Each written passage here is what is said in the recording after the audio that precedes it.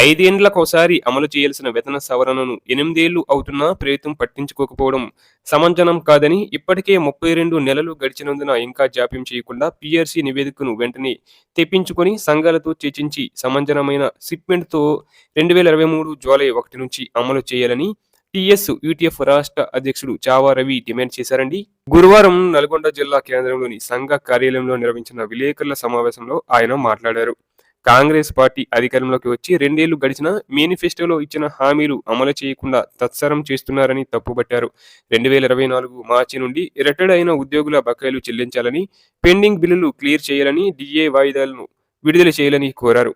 రాష్ట్రపతి ఉత్తర్వులు 2018కి అనుగుణంగా ఉపాధ్యాయుల సర్వీసు నిబంధనను రూపొందించి డిఈఓ, డిప్యూటీ ఈఓ, ఎంఈఓ తదితర పర్యవేక్షణ అధికారుల పోస్టులు భర్తీ చేయడం ద్వారా విద్యాశాఖలో నెలకొన్న సంక్షోభాన్ని నివారించాలని కోరారు. అక్రమ పాఠశాలల సిఆర్టీలకు ఉద్యోగ భద్రత కల్పించాలని, కేజీబీవీ యూఆర్ఎస్ సమగ్ర శిక్ష ఉద్యోగులకు బేసిక్ పే ఇవ్వాలని, గురుకులాల్లో ఉపాధ్యాయులపై బోధనేతర పనుల భారం తగ్గించాలని డిమాండ్ చేశారు.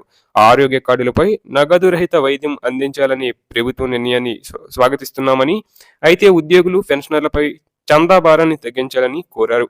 గురుకులాలు, మోడల్ స్కూల్స్, ఎయిడెడ్ పాఠశాలలు, కేజీబీవీ సమగ్ర శిక్ష ఉద్యోగులకు కూడా తొలి దశలోనే ఈహెచ్ఎస్ను అమలు చేయాలన్నారు.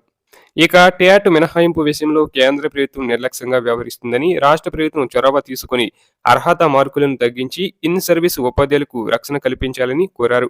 ఈ సమావేశంలో జిల్లా ప్రధాన కార్యదర్శి, రాష్ట్ర కార్యదర్శి పెరుమల్ల వెంకటేశం, జిల్లా అధ్యక్షుడు బక్కా శ్రీనివాస్ చారి, రాష్ట్ర కమిటీ సభ్యుడు ఎడ్ల సైదులు, ఉపాధ్యక్షురాలు అరుణ, కౌశాధికారి వాడిత్య రాజు, జిల్లా కార్యదర్శులు శ్రీనివాసరెడ్డి, నలపరాజు వెంకన్న, చిన్న వెంకన్న, కొమర్రాజు, సైదులు తదితర ముఖ్య నాయకులు పాల్గొన్నారు.